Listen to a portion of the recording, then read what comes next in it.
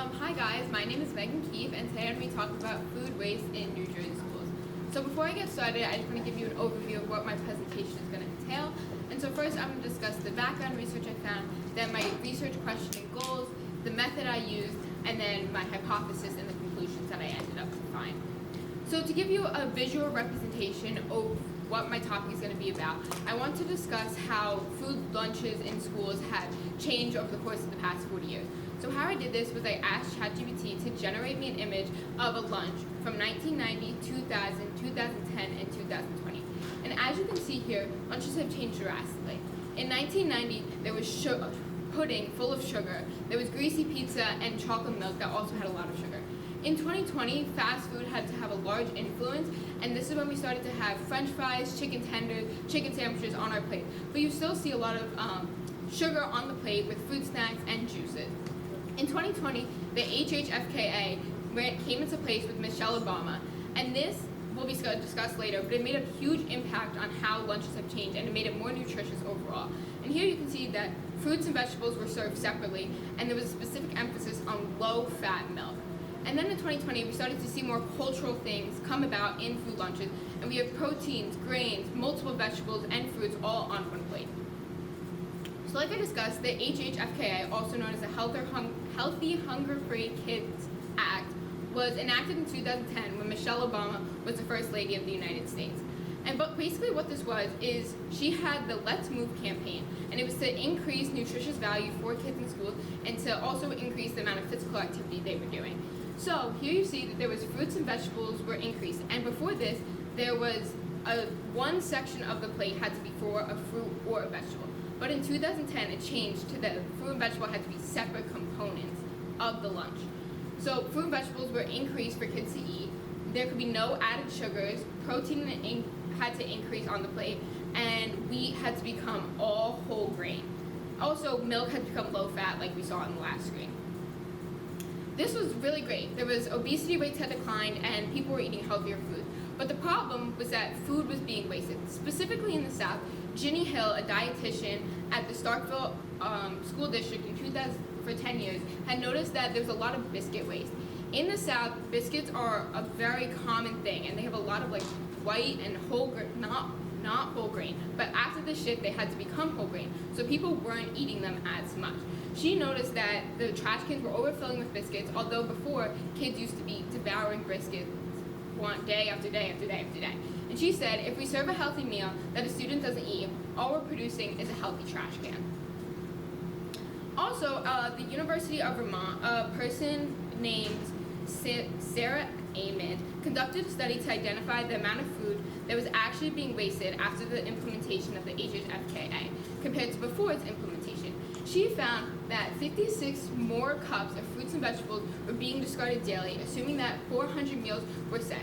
This shows that although more fruits were being sold and more vegetables were being served, and although kids were taking them out of the lunch line, it wasn't necessarily having a positive impact if it was just being thrown away in the garbage, like Jenny Hill had mentioned before.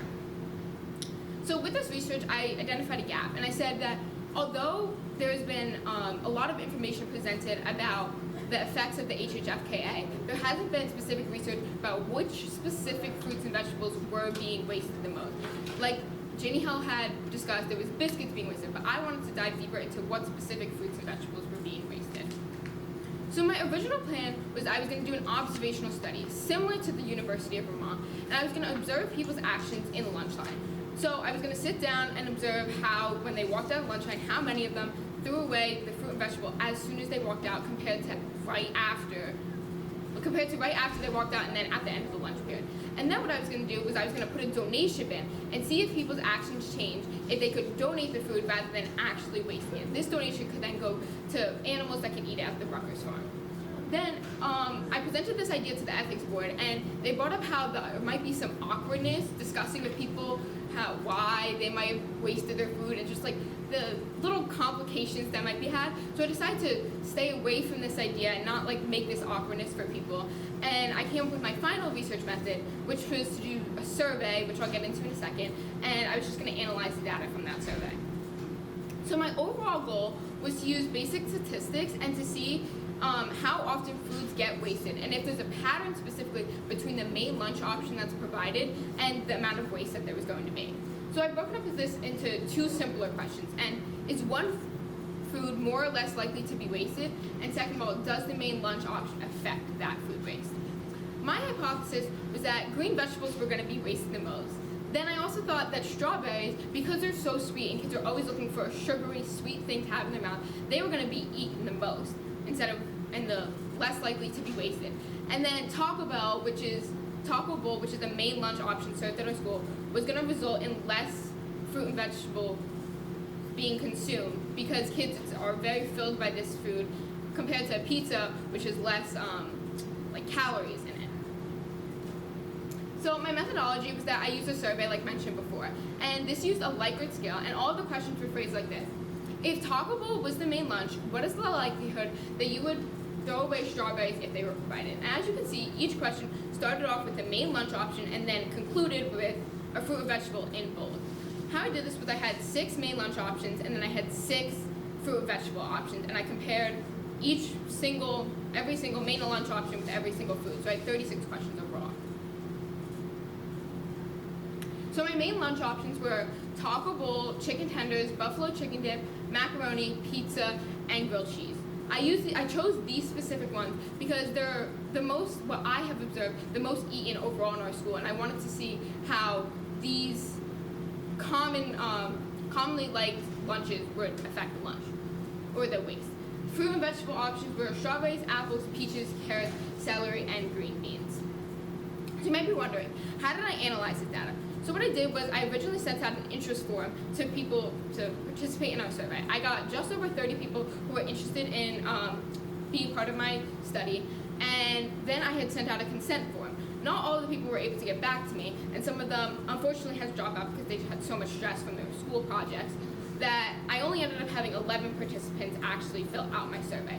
But I used this data from the Google Forms and I converted it into Google Sheets.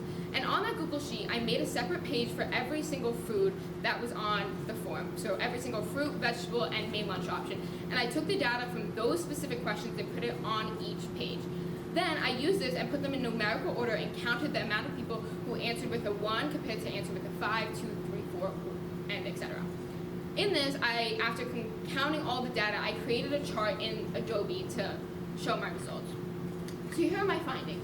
Overall, you can see that Taco Bowl, buffalo chicken dip, all grilled cheese, all of them, had very similar results. And this led me to the conclusion that the main lunch option doesn't really affect how much waste there is going to be. Because as you see, almost all of the blue and red columns are just over under 20 responses for every single main lunch option. This shows that there isn't a necessary causation.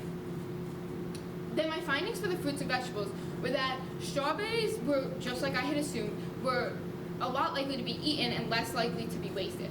But apples, unlike I had thought, really had this, and you can see it's a bit small, but had almost 50 respondents to respond that they weren't at all likely to throw away the food. But like I had assumed, green beans were the most likely to be consumed or most likely to be wasted overall. So my conclusions were that, just like I said, most waste was with the green beans, the least waste was with apples, and that the main lunch option does not affect the amount of waste overall. The limitations, like I mentioned before, were the amount of participants I had. Because people had so much stress and other work from school, they weren't able to fully fill out my survey, and so I only had 11 participants overall. And I also believe that there might have been some bias, because when we look back on the screen, the green beans, although some people might just prefer green beans over other options, I think that maybe some people could have read the questions wrong and not understood that a 5-level rating meant that you were the most likely to throw away the food, and they could have thought that they meant that they were the most likely to eat that food. So just some confusion and bias there. So you might be wondering, how does this affect the real world? Well, I believe that with this information, school districts can alter their fruit and vegetable servings at lunch in order to decrease food waste. That's my work today. Okay, what was the most important source of information you found while conducting your research for your background and understanding of the topic, and why was it important to your research process? I would say the most important research that I found was specifically outlined in the archives on the White House website, and it discussed the specifics of what the HHFK entailed. And this is because without that, I knew that school lunches had become healthier. I knew that school lunches had changed in 2010, but I wanted to know specifically what that was, and because of those specific outlines that were on that website, I was able to learn that how fruits and vegetables had to be served as two different entities on the plate compared to before where they were just one entity on the plate. And so this just led to my overall research and how I created my method to be specifically about fruits and vegetables and not just food as a whole. Thank you.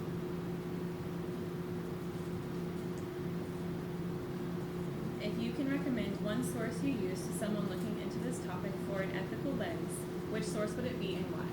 So actually, in my essay I had this, but in my presentation I decided not to include. I had found a source that discussed that it was estimated that $3.2 billion was going to be needed for school districts over the next 5 years, starting in 2010, for them to implement the HHFKA's new policies. So if somebody else were to also do this topic, I would recommend that they use like the economic lens and look more into how the financial of school districts and how that would change overall because of the HHFKA. How has your views changed about the nature of your inquiry as you have completed the research process? Are you still interested in this topic?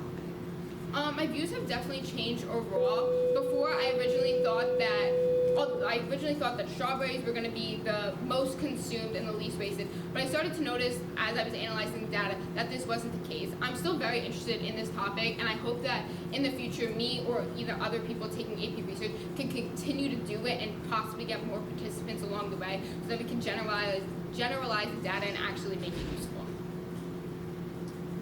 Does anybody have any other questions?